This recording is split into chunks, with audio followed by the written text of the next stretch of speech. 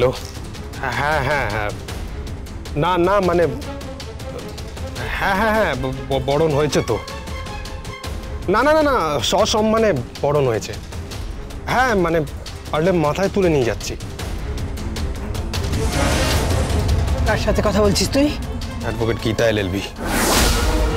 আরে তখন থেকে বলছিলাম, তখন থেকে বোঝানোর চেষ্টা করছিলাম এটা মেহেক নয়, মেহেক নয়। কেউ কি আমার কথা শুনছে? গাক গাক গাক গাক করে যাচ্ছে। এই বুদ্ধি নিয়ে আপনি রাজনীতি করেন? আরে চুপ করো একদম, তুমি রাজনীতির কথা বলছে। যাই, ওকে তুলে নিয়ে চলে যাও। কে ফোন করেছিল তোকে? হ্যাঁ, কে ফোন করেছিল? বললাম তো অ্যাডভোকেট গীতা এলএলবি। কি বলছিল? থানায় ডিক্লারেশন দিয়ে এসেছি। হ্যাঁ হ্যাঁ, থানার অফিসারের সামনে। ওর যদি কোনো সমস্যায় কোনোভাবে ওর ওপর অত্যাচার করা হয় তাহলে তাহলে তাহলে কি? সপরিবারে বিহাইন্ড দ্য বার।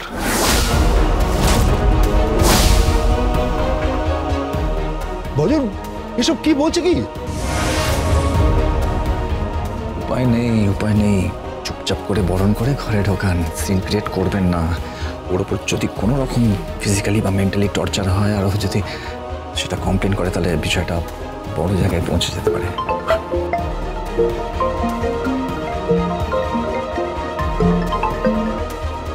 হ্যালো, কে বলছেন? কাকু সোনা, ম্যাগ বলছি। ডেপো মেয়ে। কেমন লাগলো বউ? বরণ করুন, বরণ করুন, একদম নিজের মেয়ের মতো রাখুন। হ্যাঁ কাকু সোনা, আর টিপু সোনাকে বলবেন যে বউয়ের যেন যত্ন করে। আসলে কি বলুন তো, বউ হচ্ছে এক বিষম বস্তু, একটু যত্ন করতে বলবেন, একদম তোয়াজ করে রাখতে বলবেন। ঠিক আছে কাকু সোনা? অসভ্য কথাকারের এচোরে পাকা মেয়ে, তোমাকে না একেবারে। আহা, কিচ্ছু করতে পারবেন না কাকু সোনা, কিচ্ছু করতে পারবেন না। এখন আপাতত আপনার বাড়িতে যাকে পাঠিয়েছি আপনি তাকে রিসিভ করুন, ঠিক আছে? ভদ্রভাবে একজন পিতার মতো শ্বশুর মশাই হয়ে তাকে কন্যা স্নেহে একদম ঘরে তোয়াজ করে রাখুন, ঠিক আছে? রাখছি কাকু সোনা। হ্যালো হ্যালো, কে? এচোরে পাকা মেহেক আমাকে বলে কিনা কাকু সোনা তোয়াজ করতে হবে। তো আমার ইচ্ছে করছে একেবারে মুখে। কিরণ গান্ধী বাবু, আপনার যেটা ইচ্ছে করছে আপনি পরে করবেন, এখন চুপচাপ থাকুন। পদ্ম, এসো এসো পদ্ম। সে ঠিক আছে, কিন্তু নিচে যে কাপড়টা আর দুধ আলতা। হ্যাঁ দিচ্ছি দিচ্ছি, হ্যাঁ সব দেবো মা, চিন্তা করো না, একদম সব দেবো। শুধু দুধ আলতা কেন, পারলে ঘি মাখন সব দেবো মা, সব দিচ্ছি। তোমার শ্রীচরণ রাখো এ বাড়িতে।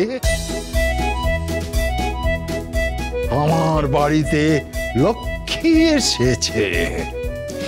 আগে লক্ষ্মী এসেছে, কিন্তু বাড়িটা কেমন রাক্ষসপুরী রাক্ষসপুরী লাগছে। এই পদ্ম, নিজের সীমার মধ্যে থাক। এই লোকটা কে গো বাবা? তুমি আমাকে বাবা বলে ডাকছো? তাহলে বুঝি কাকু সোনা বলে ডাকবো? ফোকরামি হচ্ছে।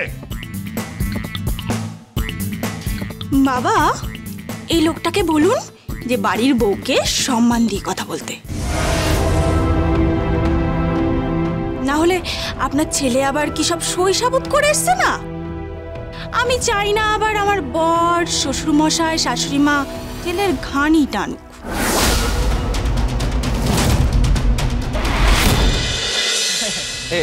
এসো পদ্ম, এসো এসো। এই তুমি চুপ করো। আরে এসো এসো, তোমরা সব জিনিসপত্রগুলো নিয়ে এসো, কাপড় আলতা নিয়ে এসো।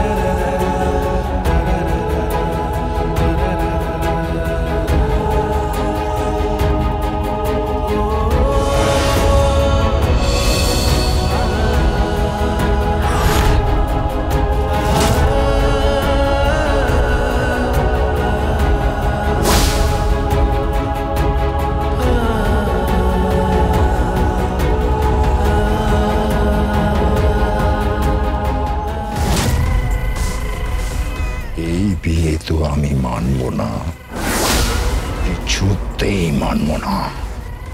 মজন, কে? বাড়ির পরিচারিকাকে আমি আমার বউ বলে স্বীকার করি না, স্বীকার। বৌমা, ও বৌমা, অঙ্কিত, এই অঙ্কিত। বাবা ডাকছেন? হ্যাঁ, তা তোমরা সব কোথায়? আর তোমার শাশুড়ি মাই বা কোথায়? আসলে মা ওই রান্নাঘরের লুচি বেলছেন, আর আমি ওই মাকে একটু হেল্প করে দিচ্ছিলাম। হ্যাঁ, না না না, সেসব পরে হবে। আর নতুন বউকে রান্নাঘরে ঢুকিয়ে দিয়েছে। হ্যাঁ অঙ্কিত, এই অঙ্কিত। হ্যাঁ হ্যাঁ হ্যাঁ, কি হয়েছে বলো। নতুন বউকে রান্নাঘরে ঢুকিয়ে দিয়েছিস? হ্যাঁ, তোর মাকে বল গিয়ে। আচ্ছা ঠিক আছে, কিন্তু তুমি কথায় কথায় এভাবে চিৎকার করে বাড়ি মাথায় তোলো কেন বলো তো? কি হয়েছে তুমি একটু শান্ত হয়ে বলো। হ্যাঁ, শোন, ব্যাপার হচ্ছে যে এই সামাজিক বিয়েটা তো কেউ দেখতে পেলো না। এদিকে বউ তো বাড়িতে এসে গেছে। এবার একটা ব্যানকোয়েট হল বুক করে একটা বেশ ভালো করে পার্টি দে। আরে সবাইকে তো জানাতে হবে মুখার্জি বাড়ি আর চ্যাটার্জি বাড়ি বৈবাহিক বন্ধনে আবদ্ধ হলো। আরে সেটা আত্মীয় স্বজন বন্ধু বান্ধব সবাইকে তোকে জানাতে হবে না? হ্যাঁ, ডাক সবাইকে, ডাক। একটা জোরদার খাওয়া দাওয়া হবে, একটা জমিয়ে পার্টি হবে। কোনো পার্টি হবে না।